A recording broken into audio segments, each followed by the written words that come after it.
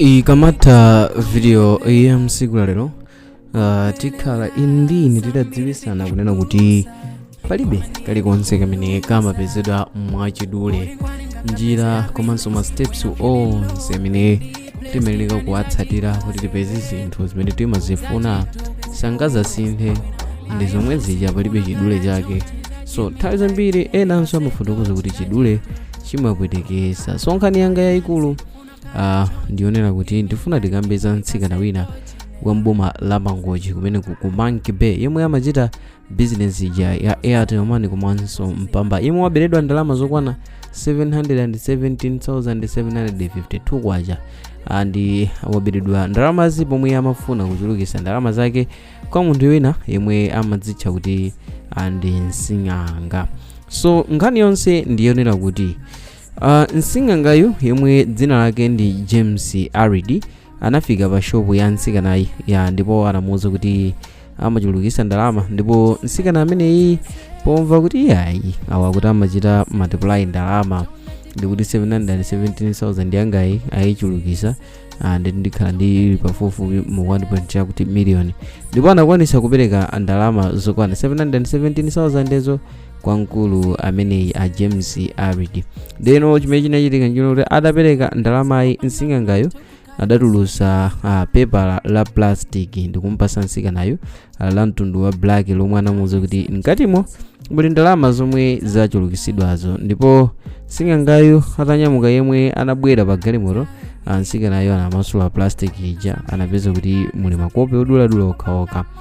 So kutsatira izi Mtsikanayo anawuza nkhani ya munthu yemwe wayandikana naye yemwe anayimbira apolisi apansewu pa mtakataka 10 off omwe anakwanisa kugwira galimoto lomwe munali oganiziridwa. So malingana ndi mneneri wa polisi ku Kulibe a RCS chali atsimikiza kuti nkhani ndithu yachitika, ndipo itafika ku polisi ya Kulibe iwowa inapeza zithumwa zomwe munthuyi amagwirisa ntchito mu galimoto yake. So ndafotokoza kunena kuti tikhala tidadziwisana kunena kuti kulibe njira iliyonse yachidule imene tingachitire nayo bwino. Njira ndi zomwe zija zimene zimaoneka zovuta zija koma zopindulisabe ndi zomwezi zachidulezi ndi zongopwetekesa. So nkhani ndi imeneyo tikamba kuti akuluwa adafika amene papa ndi mbalume zawo ndithu. So malingananso ndi kuti adabwera pa chokwera Mtsikanayi ndi kuti basi amanguti yayi awawa ndeti abwera kuzandithandiza maka pa mfundo yochulukisa ndalamayo ndi imodzi mwa mfundo zimene tinganena kuti Mtsikanayo ndeti adagodoka nazo. So chimene amafuna kuti no apeze no zambiri mwa nthawi imodzi. So malingana ndi kukopeka kwake zipezeka kuti waluzisa nazo ndalama za nkhaninkhani 717,000. So mukuona anthu amene amati ndi Asing'anga nthawi zambiri timakhala tikukamba mubwereza kuti anthu amene wawa anthu abodza andi zimene amakamba zija sizoona ayi. Andi ena mwina sitimachita notice kunena kuti anthu aja anthu amagwisa ntchito njira yabodza kwambiri, amapereka zisamba ndikumakuwuza kuti uzilimbikira kulima chanchani ya pamene pozikawa pamene wakuzozona zoti kulimbikira kulikonse kumalipira ndi ngukudzerera kunjira imeneja ndikumaganiza ngati iweyo ukuchita bwino chifukwa unatenga mankhwala nkumayiwala zoti chifukwa choti ukulimbikira ndi pameneno zikukuthekera. So chifukwa chofuna njira zachidule Mtsikana amene ndi pomwe amakopeka. So chipongwe chachikulu chimene anachita mkulu inso nchona kuti adaperekedwa ndalama zitakhala m'manja mwake yeno anatulusa jumbo ya black. Ndi jumbo ya black yo imaoneka kulemera kwambiri kwa Mtsikanayi. So mujumbo mwa Mtsikana atamatsula ndi metuka mboti adapezamo makope ake ndi amene mukuona muzithunzi za video iyi zimene zili mba exercise izo ndi zimene adagwisa ntchito popusisira Mtsikanayi. Ndilo mwa njira ine fa chakuoneka kufufuma kwa jumboyo mkazi ndi basi amangoganiza ngati kuti iyayi apa ndenda chitola. So chodabwisa nchonena kuti momwe zimachitika izi zadapatsidwa jumboyi mkazi anakanika kusegula nthawi yake iti nthawi yomwe malomwe ake anasegula zinthuzo akulu onso atachokapo pa kanthupo atanyamuka ndi pamene amazazindikira kuti hesh ndabesa ndalama. So kwenikweni chabwino ngati ndikuchulukisa kuti zochulukisidwazo si zimenenso zimayikidwa mu jumbomo ndikupanga zona zoti zichulukane zimenezo komano zopezeka kuti anthu anangosinthana, wina akupereka ndalama, wina angosapereka jumbo. Zoonetseratu kuti apa ndikuberedwa komano ukanikabe kuzindikira za chimenechi. So ndimafuna ndikambe kunena kuti kuli anthu enanso kupatula mwina njira ngati zizi timasakasaka kufunafuna njira zachidule koma tisanamezane. Every hard work pays. Ntchito iliyonse imene ndi imayikiridwa pothukuta ndi imene imapindula.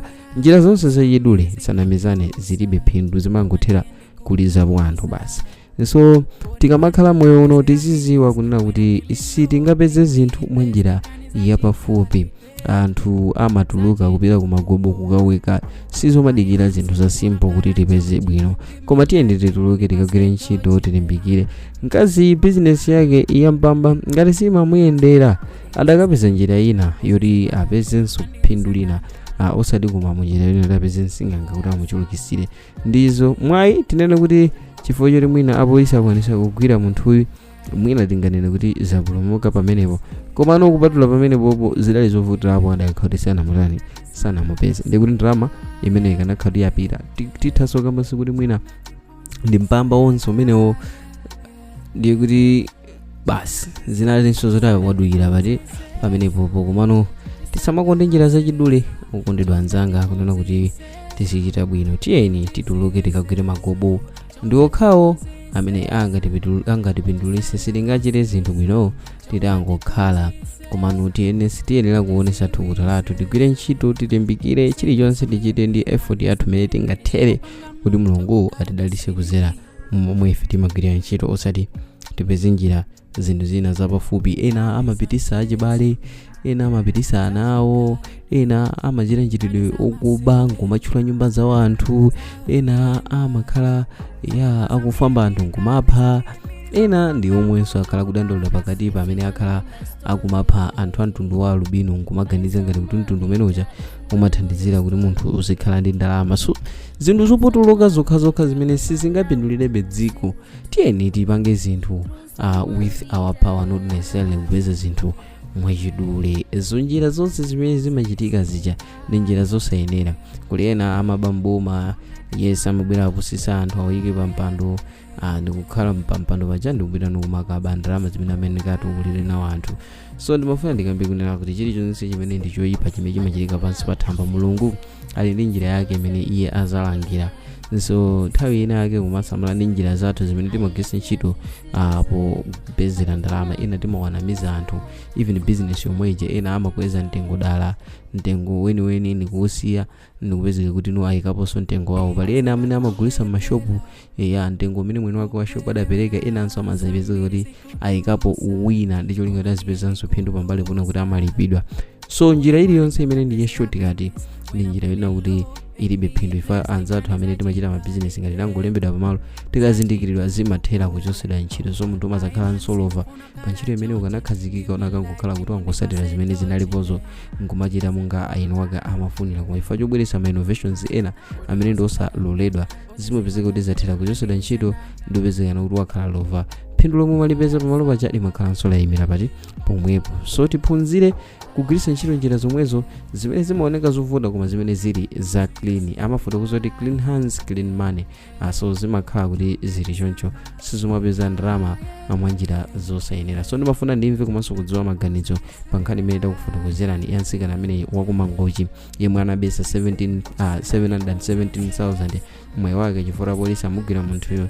Ndimve maganizo anu kunena kuti kodi inu mukuona kuti mtsikana amene iyu kulingalira kumene mungakambepo kuti chani, kuti kulingalira kotereko kumene kungati anthu ena akhale nako, mukuganiza kuti zitipitisa pati ngati dziko, nanga mukuganiza kuti ngati sizoyenera timayenera tizichita motani? So through comment section ndi momwe ndingadziwire komanso kumva maganizo kwa inu kuchokera kwa inu omvera athu kuliwonse kumene muli pa nkhani yokhuza momwe zichitikiramo, ndi momwenso mukuganizira kuti ngati anthu makachinyamata timayenera tizichita motani tisakopeke ndi ntchito ndi njira zachidule. So through comment section monga nakamba kale ndi komwe ndingakwanise kudziwa komanso kumva maganizo ainu omvera. So video ya mtsiku lero madali ndine wanu wa nthawi zonse Mike Thompson, ndipo ngati mwayikonda musaiwale kuti chitwa like komanso subscribe kuti tithomo kupatsiraninso ena mwa ma videos amene tikhale mukukonzerani pano pa Sama Vita